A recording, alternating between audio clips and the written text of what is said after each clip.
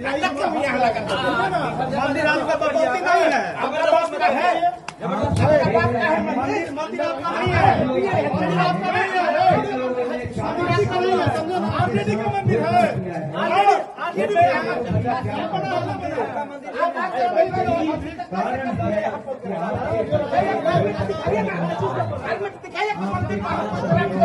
Panorama group, जो सोचता है वो करता है। आपके अपने सपनों का आशियाना। नमस्कार, सिटी पोस्ट में आपका स्वागत है। मैं हूं श्रीकांत प्रत्युष। तरारी से एक बड़ी खबर आ रही है। मैं आपको पहले भी बता चुका हूं कि तरारी में सीधी लड़ाई माले और बीजेपी के बीच है, लेकिन मैदान में लड़ाई से दूर नहीं है जनसुराज की सभा में आज माले के कार्यकर्ताओं ने जमकर बवाल किया। तरारी विधानसभा क्षेत्र के पीरो नगर पंचायत में जनसुराज के राष्ट्रीय अध्यक्ष भारती जी की सभा थी, नुक्कड़ सभा थी, और वहाँ पर माले के कार्यकर्ता पहुँच गए। उन्होंने उनकी सभा को होने नहीं दिया। वहाँ पर लगाए गए थे जो जनसुराज के झंडे, उसको उखाड़ फेंका और लोगों को भी वहाँ से भगा दिया। तो जनसुराज के जो राष्ट्रीय अध्यक्ष हैं मनोज भारती, वो सभा नहीं कर पाए क्योंकि माले के कार्यकर्ता वहाँ पहुँच गए। माले के कार्यकर्ता काफ़ी नाराज़ थे। उन्होंने जनसुराज के झंडे को उखाड़ कर फेंक दिया, ज़मीन पर फेंक दिया।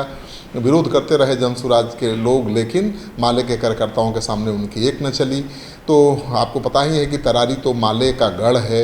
माले का ही विधायक वहाँ से सुदामा प्रसाद थे, जो अब सांसद बन गए हैं। अब राजू यादव चुनाव मैदान में माले के उम्मीदवार हैं और प्रशांत किशोर की तरफ से किरण देवी उम्मीदवार हैं। पहली बार वहाँ से किसी दल ने महिला को उम्मीदवार बनाया है। तो माले का गढ़ है और वहाँ पर रणवीर सेना का भी अच्छा खासा एक ज़माने में प्रभाव हुआ करता था। तो जहाँ माले मजबूत होगा वहाँ रणवीर सेना तो होगा ही। तो आज की तारीख में तो वहाँ रणवीर सेना और माले की बंदूक की लड़ाई नहीं चलती है, लेकिन अभी भी दो गुटों में पूरा समाज बटा हुआ है। तो जनसुराज को मुश्किल आ रही है चुनाव में, क्योंकि जनसुराज को चुनाव प्रचार ही नहीं करने दे रहे हैं माले के कार्यकर्ता।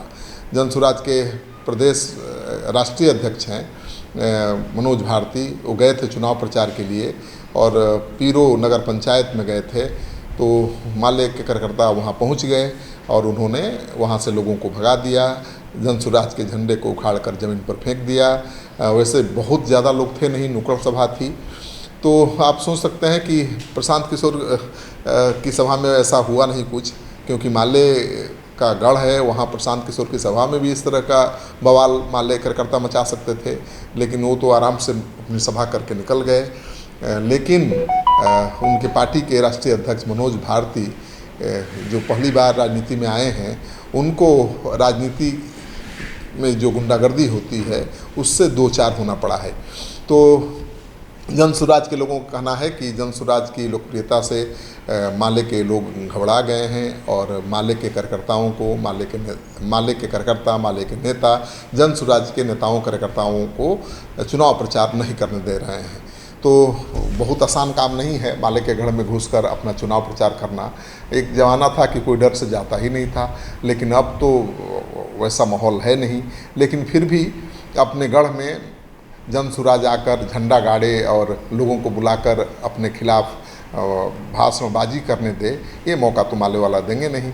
तो माले के इस बवाल से जनसुराज में हड़कंप मचा हुआ है। जनसुराज ने कहा है कि ये तो गुंडागर्दी है।